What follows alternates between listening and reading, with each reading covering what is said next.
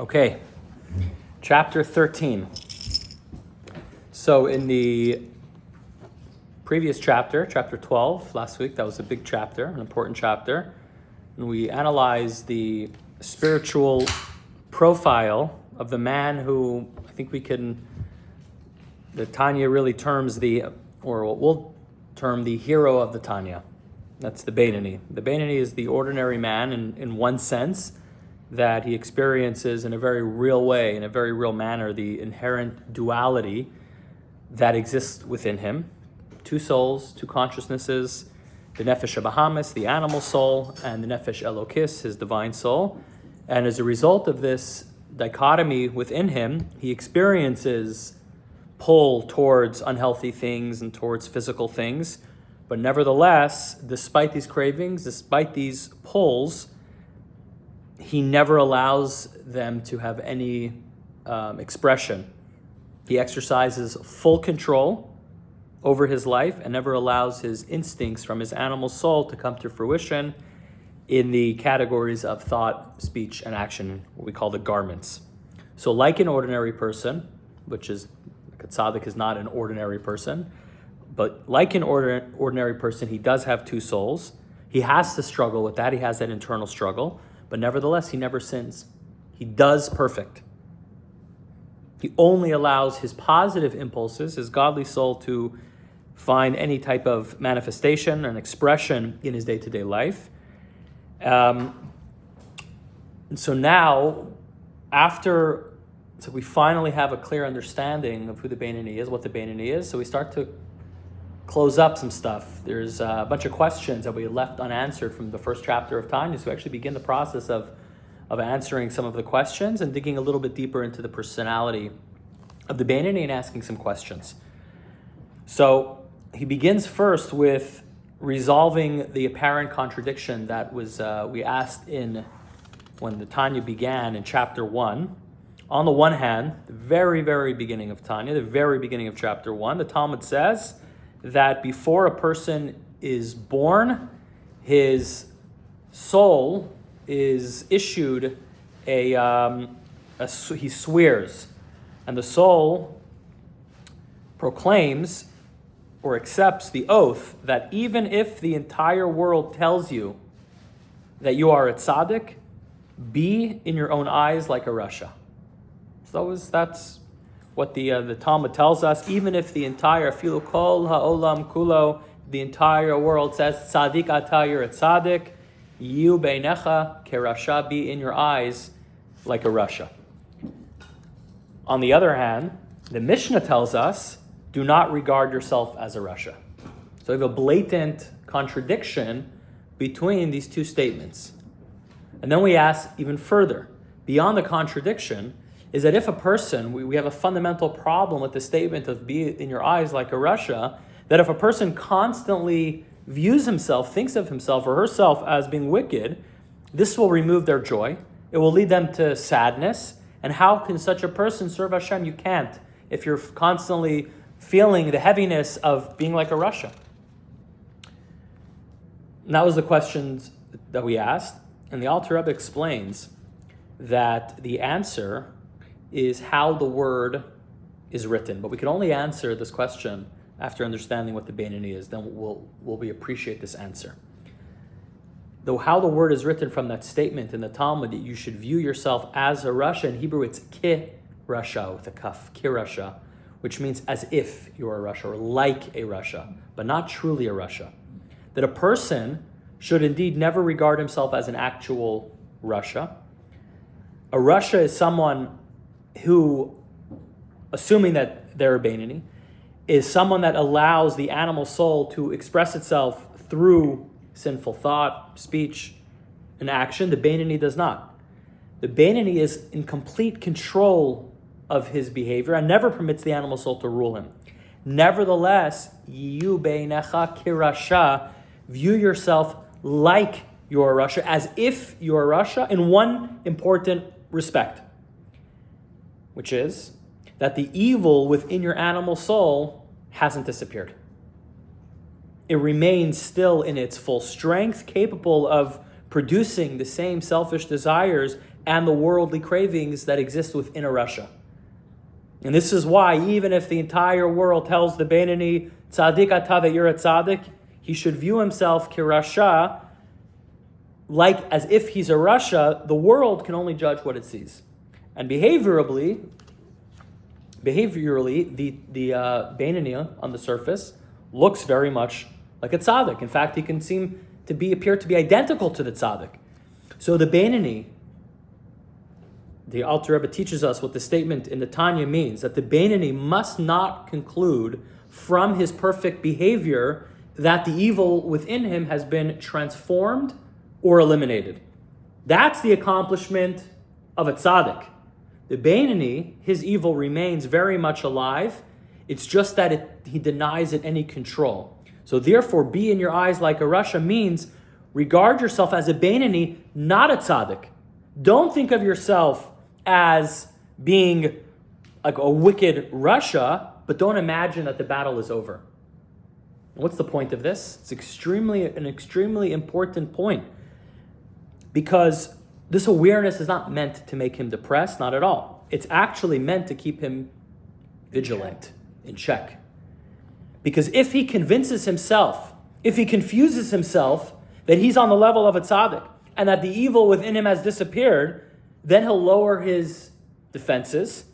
And because his animal soul is still very much alive and present, this false confidence will eventually cause him to fall. Was there no middle ground when they said the quote? Like, was there no... No, the middle ground is don't kill Russia as if you're a Russia, in the sense that you still have the impulses that a Russia has. But the other Mishnah tells us, don't view yourself as a Russia, because you're not a Russia if you're a Beinoni. You're in control. View yourself as if you're a Russia, says the Alter Rebbe. This means with regards to the fact that you still very much inside of yourself have the same desires and passions that the Russia has. You're just in control. We quite often go back to sports analogies in this class, but you see it very often in sports that a team that has a very big lead towards the end of a game, they lower their defenses, and they allow for the other team, the opponent, to climb back into it. The momentum shifts, and they lose. And this is what happens very often. So this is what we're worried about. If the Beinoni stops taking his opponent seriously because he thinks he's in the lead, because he's in full control, so then he says, I don't have it. I don't have an opponent. There's no opponent. He leaves an opening for his opponent, who is very much there, to break out and to launch an offensive that could eventually overcome, and then he loses out. And then he's no longer a Beinoni. So viewing yourself as a Rasha in this regard allows yourself to maintain this very exceptional status of a Beinoni, very difficult status of Beinoni. So the Alter Rebbe is he's therefore teaching the Beinoni to hold two truths at once. Do not regard yourself as a Rasha. Recognize that, no, you're not a Rasha.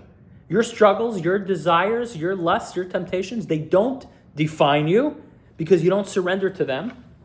But also remember, you're not a tzaddik. The animal soul is still very much present, and the struggle will very much continue.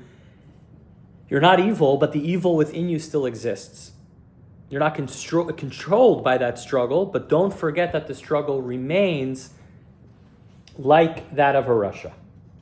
That's one of the ideas in this chapter 13. And then the Alter Rebbe says, okay, let's take this one step further. The Alter Rebbe considers a person who appears even more convincingly like a tzaddik, but he's not. We have here a Beinoni he's describing that's a Talmud Chacham, a Torah scholar, whose entire life is devoted to Torah, who studies day and night, and has a genuine connection to Hashem, and his thoughts, his speech, and his actions are completely holy. Says the Alter Rebbe, this proves nothing about what's happening inside of him. The Alter Rebbe is not saying about this person he's not a tzaddik. The Alter Rebbe is saying he may not necessarily be a tzaddik, and it's important for him to know that. The fact that the animal soul never expresses itself doesn't mean that it's disappeared. It could still be filled with ego, with selfishness, with cravings, with negative impulses. This is very similar. This is the... You always say cravings when I reach for No. He's watching. It's the other... animal soul is one. Lynn, it's the opposite. Class, I have such guilt. No, it's the opposite. Whenever I say cravings, you go for the cookie. It's a phenomenon. Yeah, it's a phenomenon. We have to... Stop. I think we need to stop putting cookies on. I'm sorry, but only No, watermelon don't from do now. that. Only watermelon. No, we're elevating it. You're going to make a blessing, a shahakol, and we're going to... Don't throw the Yeah. cookies out with the rosh. Those actually, cookies are usually mizanot. These are gluten-free, so they're shahakol, yes. So last week, when we described the Beinoni, we were talking about a Beinoni who davens, and then he goes into the world. And he's filled with these impulses, and he's filled with desires, but he doesn't allow it to take control. Here we're describing the yeshivish, Beinoni, the guy, the one who's totally involved in the lifestyle of Torah and mitzvahs. And you can think, okay, this person for sure, complete control, Torah study all day long, this is a tzaddik. Says the Alter Rebbe, not necessarily. Not necessarily. He could still very much have the inner struggle within him. How does none of this affect his behavior if this is the case? Well, we answered that question last week. Because of the principle of moach shalit al halev, the mind rules the heart. That Hashem gives the mind the natural ability to control the heart. And a person may not be able to eliminate the cravings, the pull towards mundanity, physicality, but he can refuse to obey it. And instead of acting impulsively, he pauses, he reflects, and he allows the divine soul, the nefesh elokis within him, to determine how he will think, speak, and act. And so here you could have an individual who, on the surface, again, he appears to be that tzaddik on every level from an external perspective. But the animal soul can still be raging within. Except he denies the animal soul access to the garments.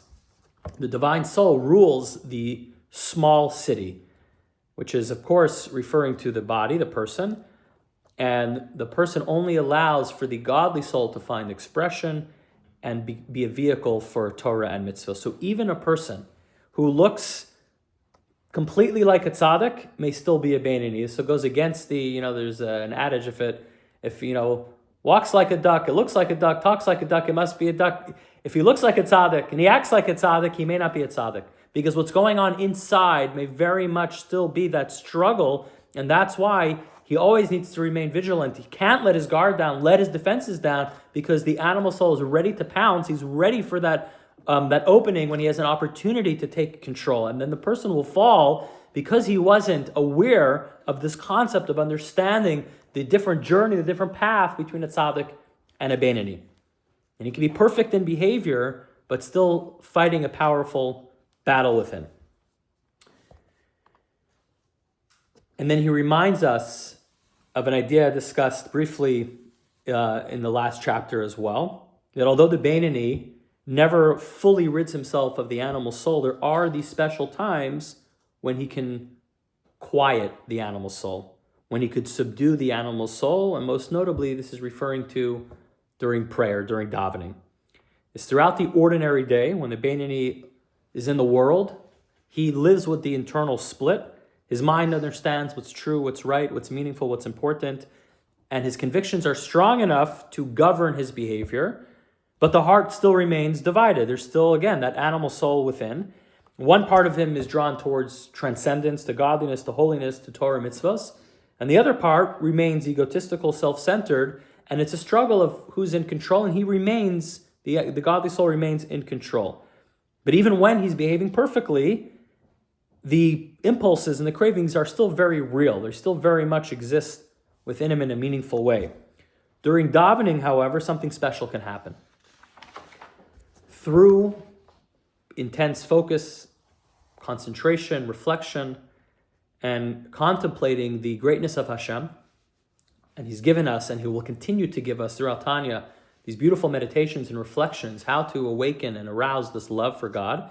But it gives birth to this Beinoni, it gives birth to a real emotional love that's actually felt in the heart. So it's not only where the godly soul is in control over the mind controlling the heart, but actually it creates an emotional feeling of love in his heart.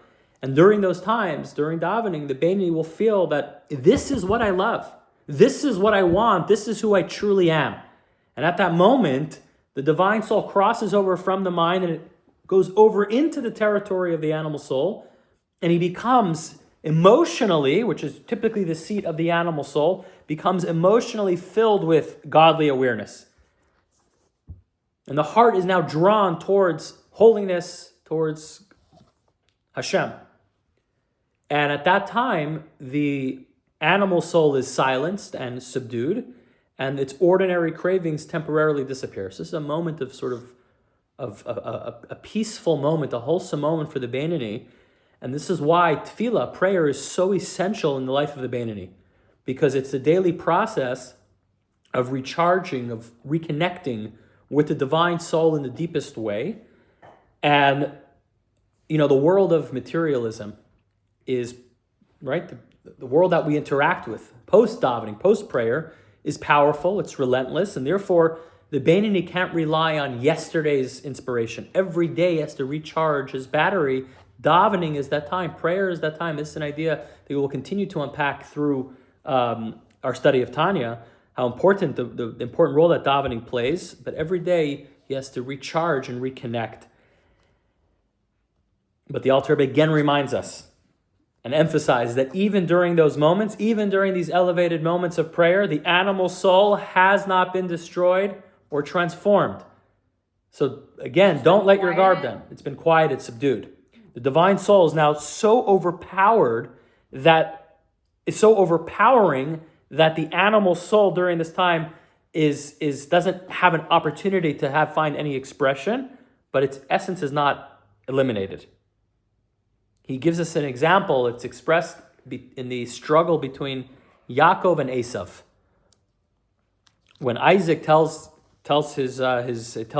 Jacob, he says, "One nation shall prevail over the other. When one rises, the other falls. But the fallen nation," he says, "still remains and can rise again." So there's this back and forth.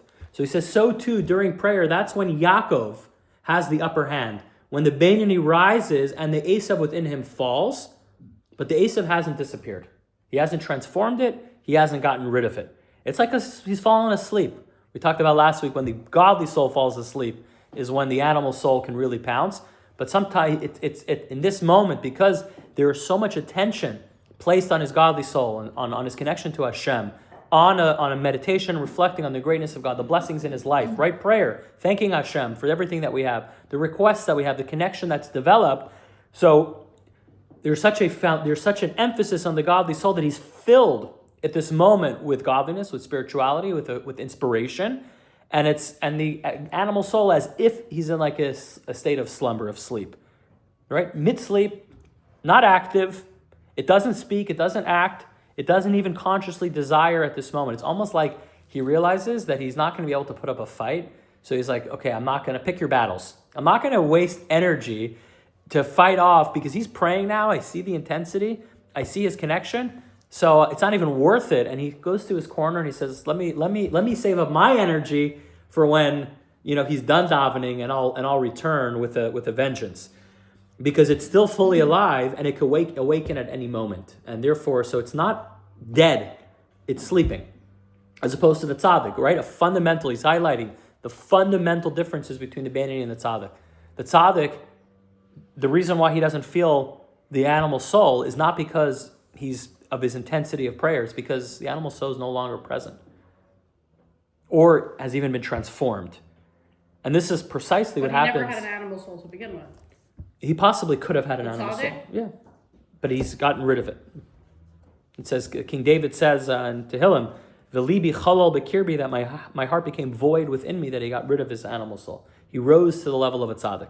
And even though this is not a journey that we don't try to achieve, we'll discuss later in Tanya that sometimes a person has the hidden potential to become a tzaddik. Through his efforts, he then reaches the level of a tzaddik. He's not trying to do that, because if you're not a tzaddik, you don't try to become a tzaddik. but you have it in a state of potential. So through you acting in the way of a Beinoni, this hidden potential is realized and activated, and sometimes even as a gift from Hashem. He says that he can elevate someone to the status of a tzaddik. So, but it's as if he never had an animal soul at that moment, because fully gotten rid of or transformed. Sorry, question. So King David self-identified as a tzaddik? No.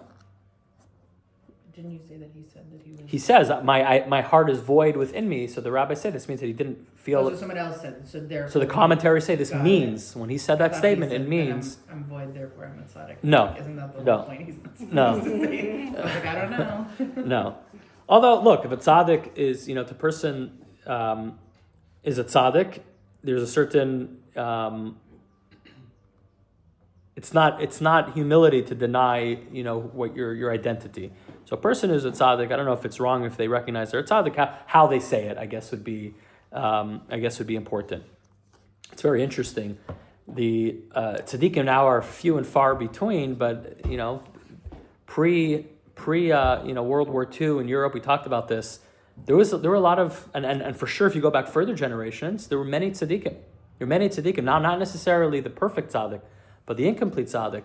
There were many tzaddikim, many righteous people. In fact, the Alter Rebbe wrote, this is the Sefer Shal Beinanim, the Alter Rebbe wrote Sefer Shal Tzaddikim, a book for tzaddikim, and what their job is and how they should live their life. That book was burned, so we don't have any. There was only one original manuscript of it, so we don't have access to it. But they have a certain role and that they have to play, and what they ask the question is, we understand. The wannabe Beinoni, the role is the struggle and through the challenges where you find your inner potential, and it's through friction that creates fire. But the Beinoni, the tzaddik says, what's my role?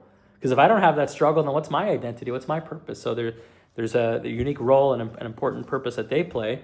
How do we know that there's ever even been one tzaddik? How do we know? I guess from the rabbis telling us and teaching us these ideas. How do they know? I mean, what we're talking about is what's in somebody's mind, right? No, if a person has no temptation, no desire, no lust, Right. so that means their only pull is towards spirituality. I think a tzaddik knows when he's a tzaddik.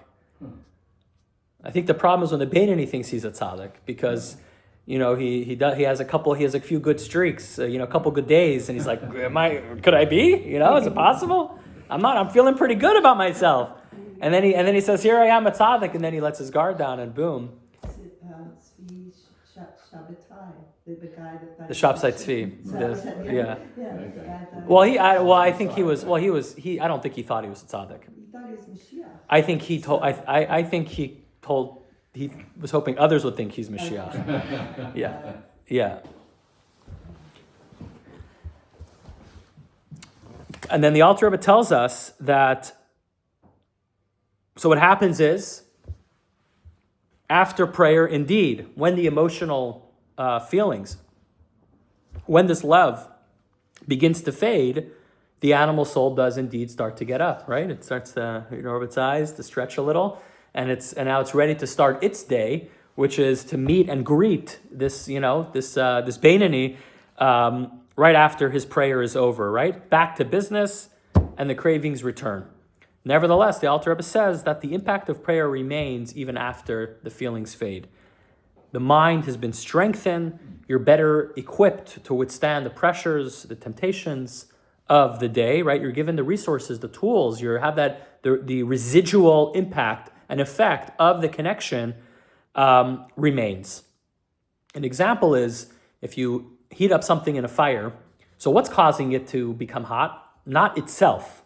There's an external element, which is the fire that's heating it up. So you have a piece of metal, for example, and you place the metal on, the fire. The metal will be very hot. What happens if you remove it from the fire? Still hot. It's still hot. And it begins, that moment, it's already in the process of cooling. But it's still hot. And that's what's happening with the with the Beinoni here, is that he heats himself up. He's warm with the feeling and the love and the connection, because he's connected to the fire. He's in touch with the godly soul in such a real, true way, connected with God in such a real, true way, that he's sort of introduced to the fire.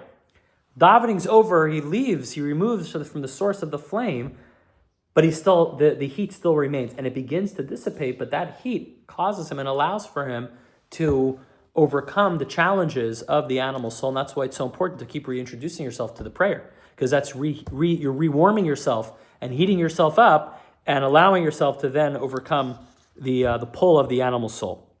So while prayer doesn't... Is that emotionally, like, or is that like a spiritual thing? No, emotionally. Well, it can be both. First of all, it's in knowledge. You have the true desire to overcome. You walk in saying, I know I'm going to conquer this day. I'm not going to give in. And that in and of itself is extremely important, right? Reinforcing moach shalat alalev, that the mind rules the heart, right? We said last week, the Beinoni could always win. The mind can always win, but the mind has to want to win. When you connect, when you daven, it gives the desire and the ability, the knowledge that how important it is to win, to stay and maintain this connection throughout the day. So first of all, you have that knowledge. Now, the animal soul starts to creep in and question that. Do you really want to win? Don't you want to win with this Danish, right? Don't you want to win with this other thing? And it starts to creep in, and then you start to question it. But so reinforcing it is extremely important. But even emotionally, there's a residual emotion of the feeling that remains, the connection, the love to Hashem that remains. But then you get into the real world, and the love towards the other things start to return, and the love towards Hashem begins to fade, and that's why you have to go back and reintroduce the davening. Hey, Zev. And in your davening, I mean, I love this part where you get to and you say that you're going to reconnect the Yud K, Vav K. I mean, you're saying in the morning, I'm going the Shem Yichud right before Baruch Shamar. I'm gonna make this happen. I mean, at night we admit that We weren't perfect. The nighttime Shema plays a huge role in the Tanya, as we'll discuss in the upcoming chapters. Right. Yeah. Right. Yeah. I mean, but at least we start the day with the good intention. Right. And during the davening, we tell ourselves that we're going to do The stronger, imagine your phone, just look at your phone. If it's 100% charged, you get more juice during the day. If it's 80% charged, you get 80%. If you wake up in the morning on 2%, it's going to be a long day. You're always looking for that charger. It's like, the struggle is real.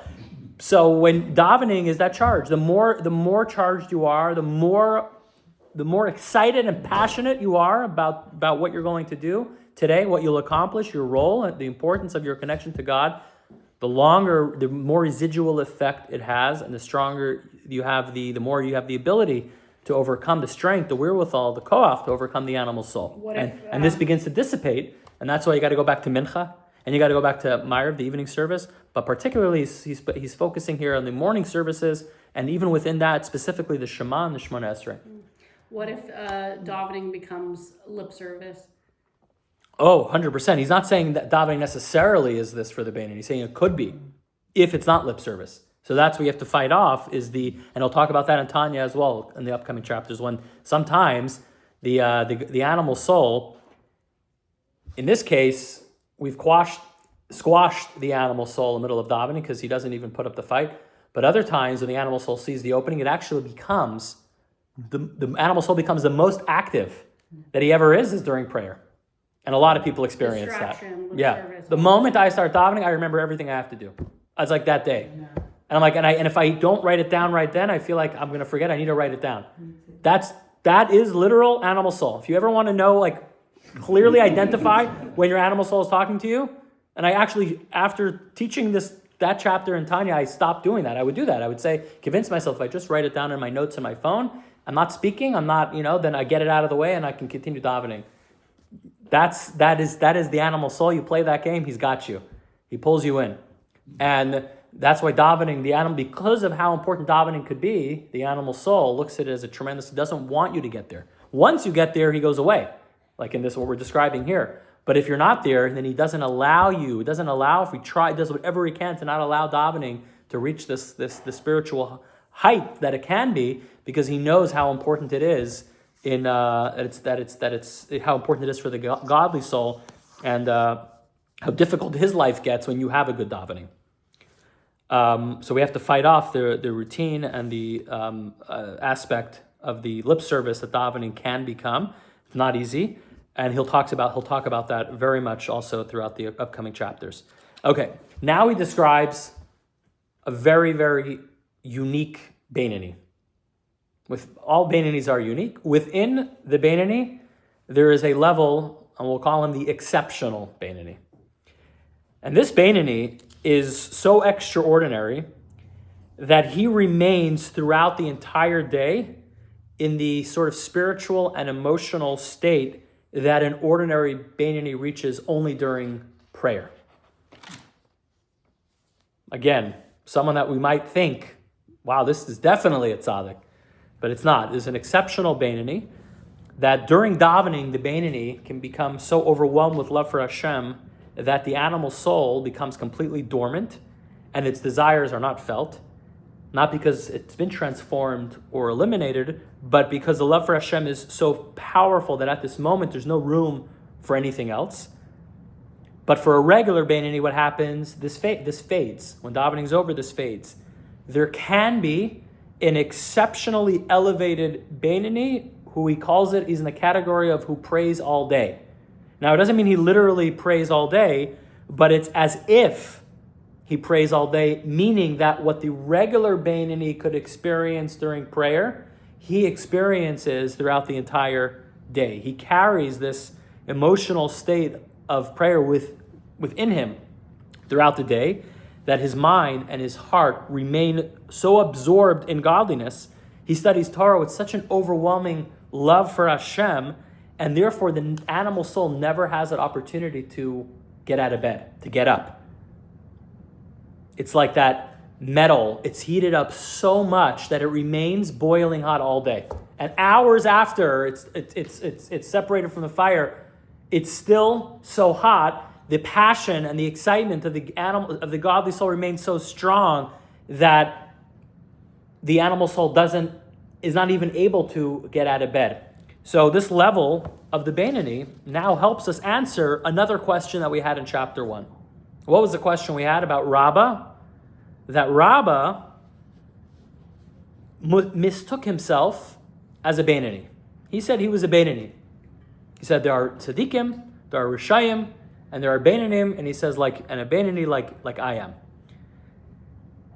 And now his students turned to him and said, if you're a Beinoni, you're not allowing us to live. What does that mean? That if, clearly he's a tzaddik, but if you're a Beinoni, what does it make us? What chance do we have? What chance do we have? So the question is, how can Rabbah, one of the great questions from chapter 1, one of the great tzaddikim of his generation, how can he have mistaken himself for a Beinoni? We said Rabbah was such a tzaddik that the angel of death was never able to find an opportunity to take his life when it came towards the end of his life. So the angel of death comes down, and so long as the person is connected to God and connected to life, the source of holiness, he can't get him. Meaning in an active way, like praying, blessing.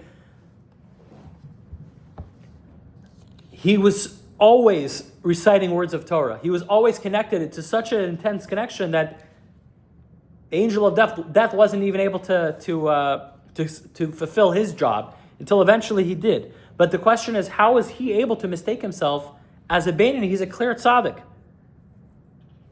Rabbah knew that he never experienced the evil impulses. But he didn't take that as absolute proof that he was a tzaddik. He thought that perhaps the evil within him had not actually been transformed or fully subdued like in the imperfect tzaddik.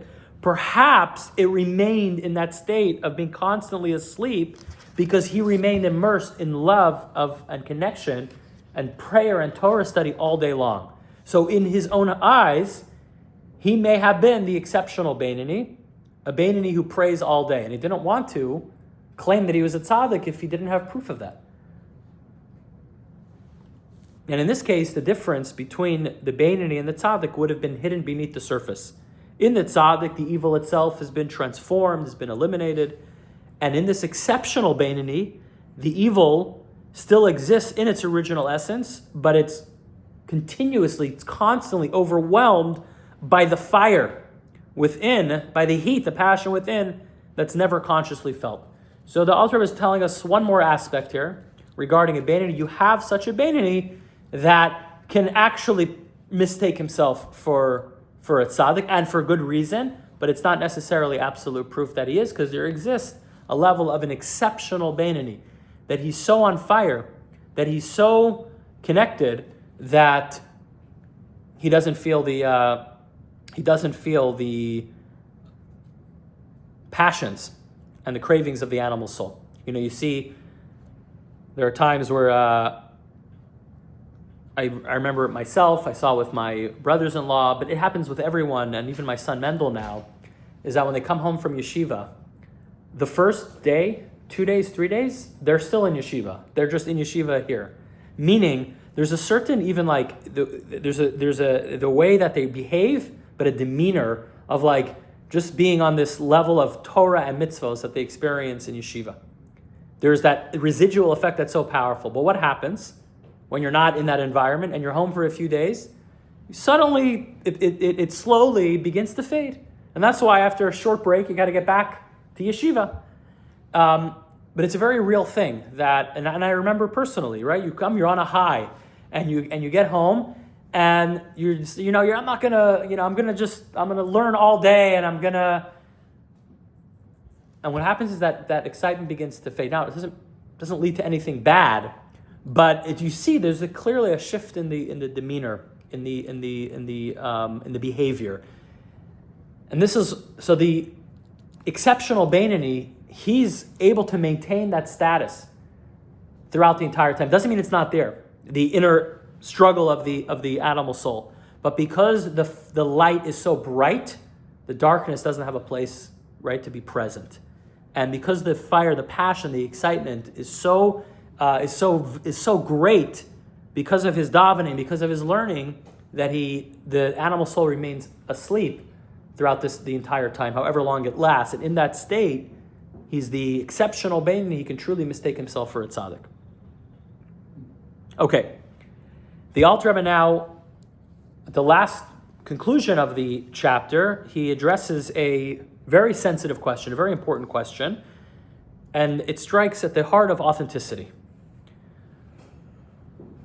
He asks a fundamental question. The Beinoni may live an extraordinary life. He controls his thoughts, his words, his actions. He resists temptation.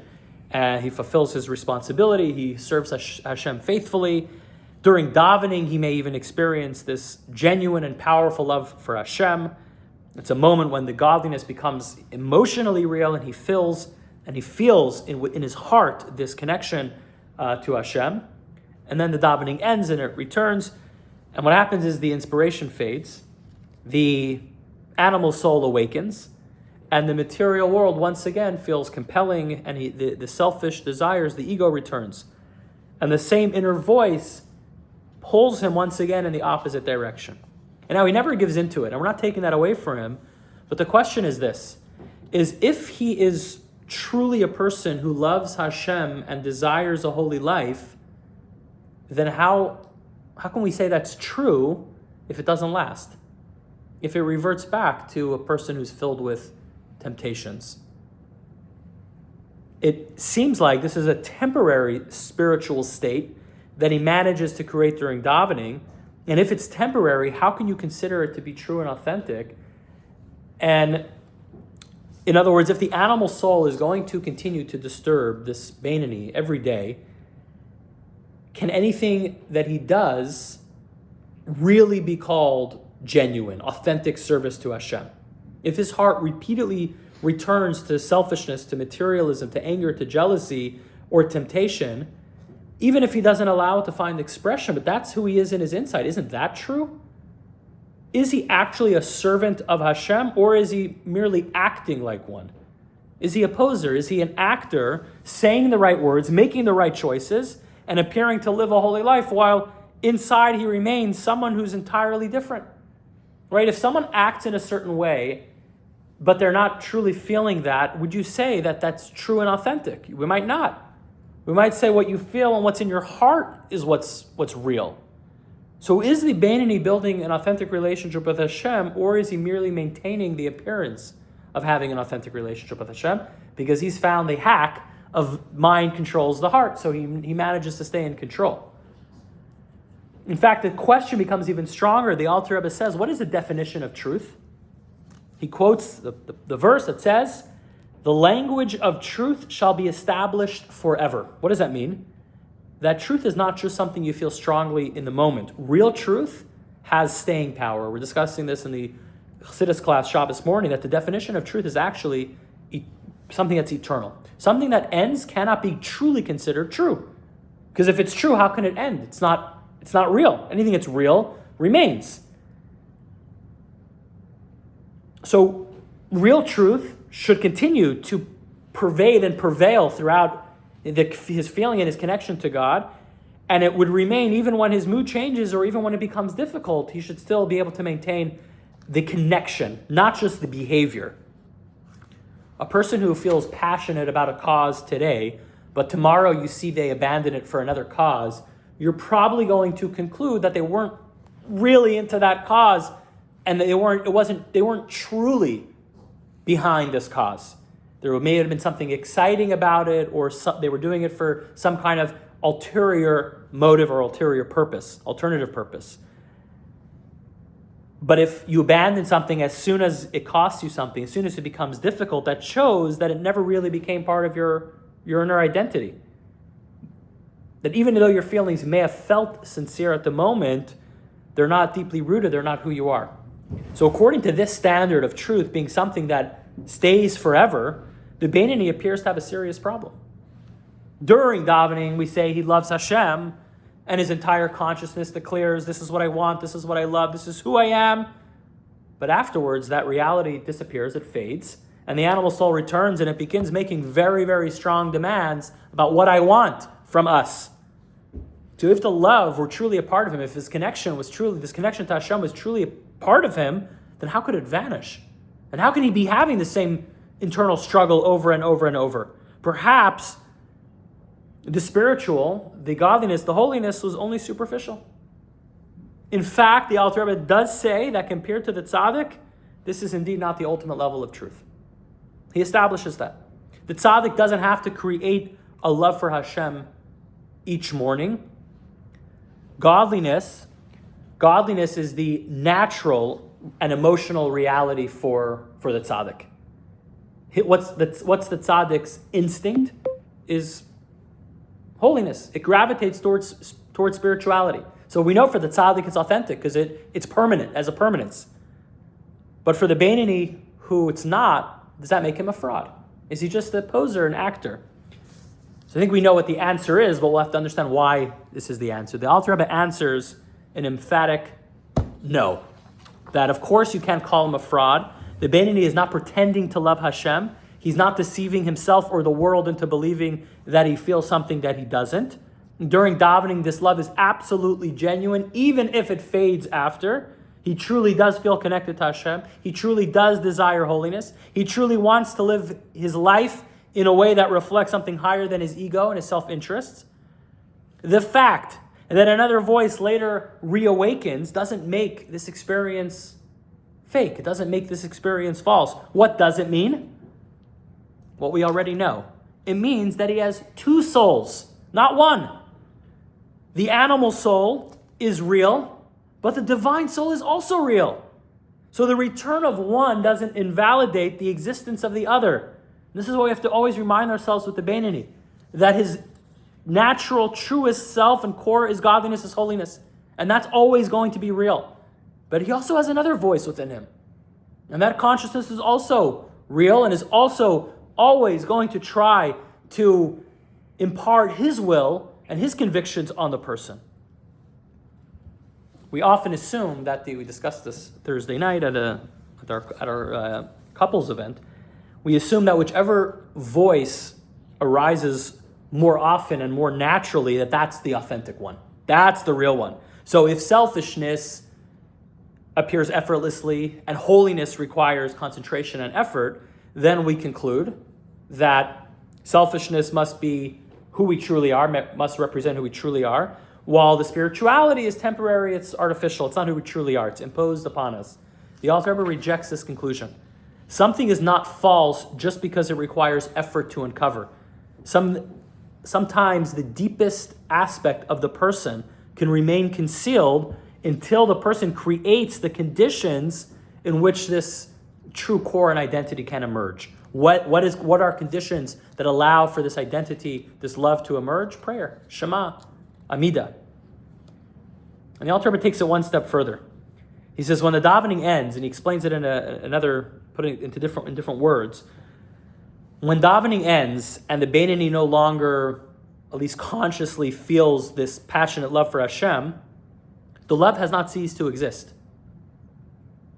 The love has not actually stopped. It's just moved from a revealed state into a hidden state.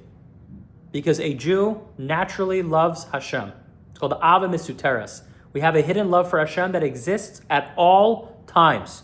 During prayer, the love can be open and revealed. It can be activated and emotionally present. You feel it openly in your heart. And after davening, while it may no longer be consciously felt, because the animal soul reawakens and your materialistic concerns, they begin to become compelling once again, and the heart feels that divide again, but the love remains constant in the divine soul, waiting to be revealed again. That's why it's real. It's real because it's even there, or it's there even when you can't feel it, even when you don't see it. What's the proof that it's there? Because tomorrow you'll daven, or later you'll daven, you'll pray, and it will be there again. In other words, it's always there, ready to be accessed. The proper conditions are necessary in order to access it. Tomorrow morning, or later on tonight, through the appropriate preparation, contemplation, reflection during your prayer, you can awaken the same love again. What's this proof? And the following morning you can do it again. So the Beinoni's love is therefore constant in one of two state, or one of two forms. Sometimes it's active and revealed. Sometimes it exists in a state of potential, ready to be awakened. Or I would say even more than in a state of potential, it exists in a hidden state. What happens if you have a flame that is blocked? Does it necessarily mean the flame has been extinguished? No, you just can't see it. Remove the covering, and it burns openly again. Right? You have I'm not sure if you're familiar with the Shabbos lamp. The Shabbos lamp is a very cool innovation, which allows for you to access light on and on and off on Shabbos. What's the Shabbos lamp? So it's a lamp that's always on Shabbos. It has an outer covering that has like 50% covered, 50% uncovered. When you turn it, the outer covering, so you're not touching the actual light, the mechanism. You're just turning the outer part of it, blocking the light, and then you turn it back and you reveal it. A person can make the mistake, right? Maybe a young child. Oh, the light's off. Can make the mistake thinking it's not there, it's not present. It's simply covered. It has to be revealed once again. So that's the Beinoni. The love for the Beinoni has for Hashem is actually never extinguished. So even though we talk about it fading and disappearing during the day, that's not actually happening. It's being hidden during the day. Just like he could overcome the animal soul when he's praying, the animal soul can overcome the godly soul during the day, at least in the internal feelings, right? It never allows full expression. But he could feel those temptations, those lusts, those desires. He can perhaps feel them in his heart, yet the love for God always remains because it's natural to who he is as a Jew. And so the Beinoni is never creating a new identity when he's living with this feeling of love and consistent with his lifestyle as a Jew and feeling that love and connection in an open and revealed way. He's revealing an identity that's been there all along. Conclude with a story. A story you probably have heard before. Rabbi Brisky loves to share the story. In fact, no one shares the story like Rabbi Brisky. But it's actually many stories with this individual, Professor Velvel Green. He later taught at the Ben Gurion University in Beersheba, but for many years he lived in Minnesota. And he wasn't raised observant, but during the 1960s, he slowly began to get more and more involved in Yiddishkeit. And it was a very gradual process. He started with a lot of questions. He challenged his shliach, Rabbi Feller in Minnesota. He would challenge the Rebbe very often. But he began slowly accepting one mitzvah, then another, until eventually he became a Baal Tshuva, fully observant Jew. So he once describes this very awesome and humorous but meaningful incident that took place in the very early stages of his journey, shortly after he began to seriously keep kosher. So he's in Chicago for a conference, and he hadn't eaten the entire day because he's keeping kosher. And he didn't have the time, they served food, he couldn't eat it.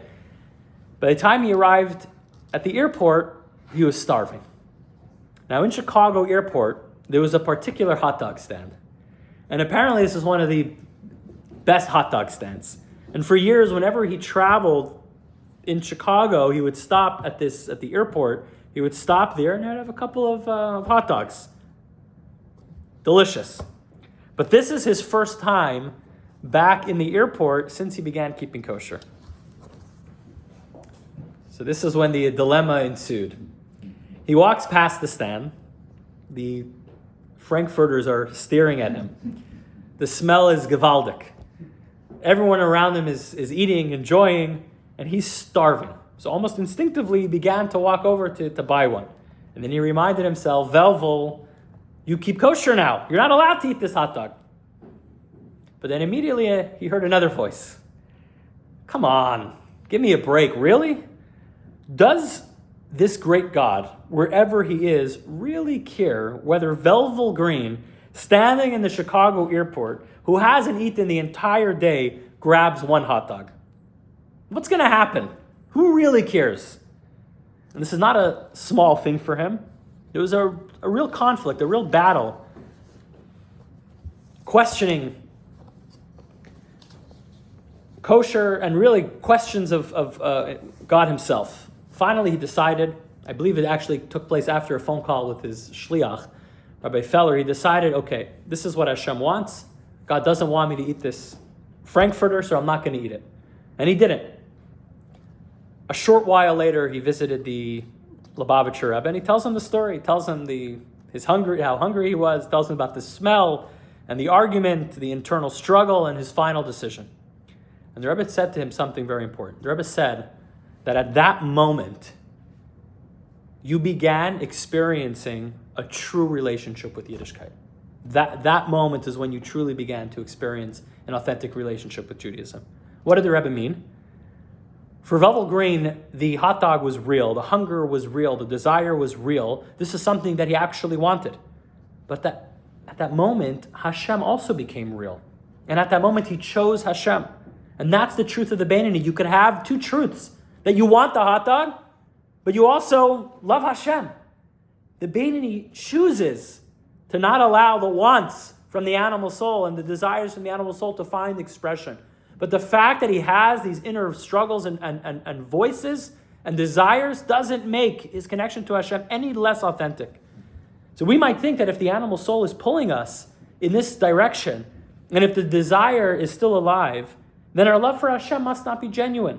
But the Alter Rebbe teaches us that that's absolutely not the case. That the struggle does not make the relationship with Hashem any less authentic, any less real.